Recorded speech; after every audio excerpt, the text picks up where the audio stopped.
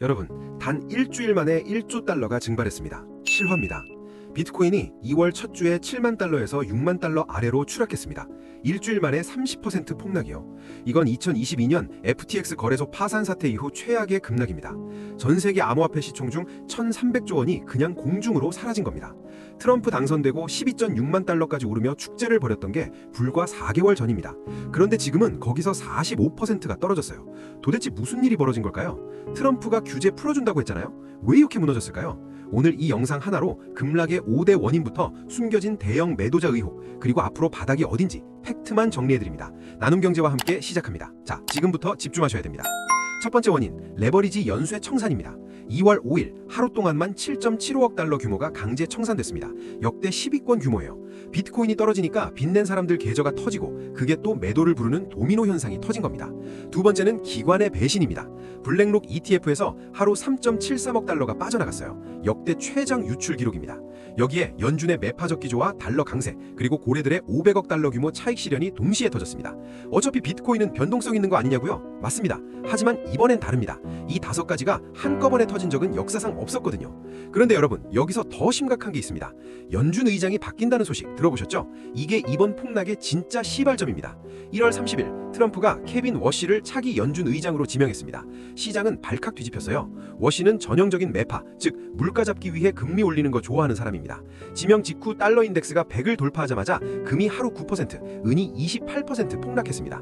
1980년 이후 최악의 낙폭이에요. 비트코인은 어떻게 됐을까요? 더 처참했습니다. 디지털 금이라던 안전자산 신화가 완전히 붕괴된 겁니다.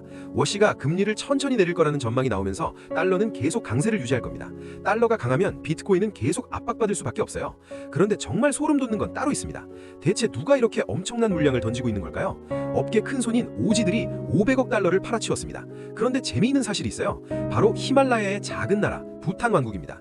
이 나라가 국가 차원에서 비트코인을 채굴해 왔는데 2월 첫 주에 2,200만 달러어치를 거래소로 이동시켰습니다. 국가가 매도하고 있다는 명확한 증거죠. 부탄만이 아닙니다. 사우디, UAE, 중국 등 대형 기관들이 유동성 확보를 위해 대량 매도를 했다는 의혹이 온체인 데이터로 확인됩니다. 음모론이 아닙니다. 대형 지갑에서 거래소로 코인이 이동했다는 건 팔 준비를 끝냈다는 뜻입니다.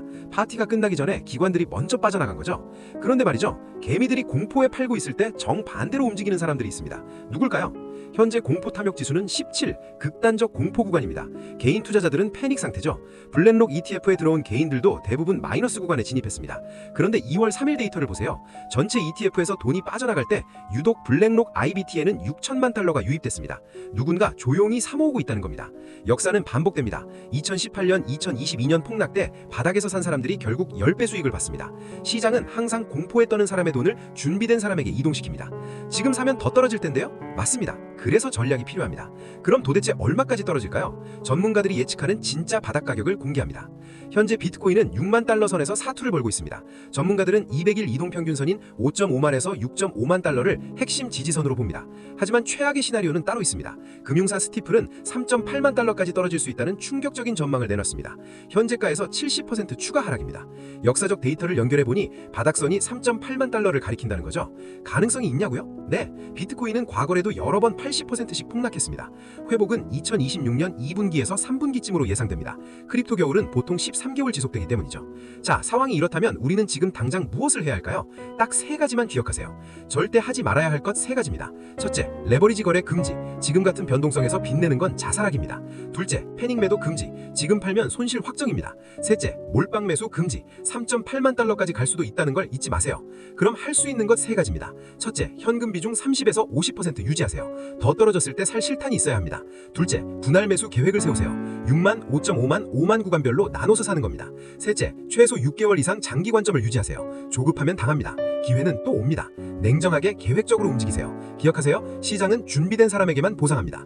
오늘 내용 정리하겠습니다. 비트코인은 일주일 만에 30% 폭락했고 1,300조 원이 증발했습니다. 원인은 청산, 기관 이탈, 매파 연준, 달러 강세, 고래 매도였습니다. 바닥은 5.5만 달러에서 최악의 경우 3.8만 달러까지 열려 있습니다. 회복은 2026년 하반기를 기대해야 합니다. 중요한 건 이겁니다.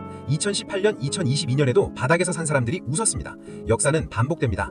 지금 당장 레버리지 끊고 분할 매수 계획 세워 채우고 장기 관점으로 메모해두세요.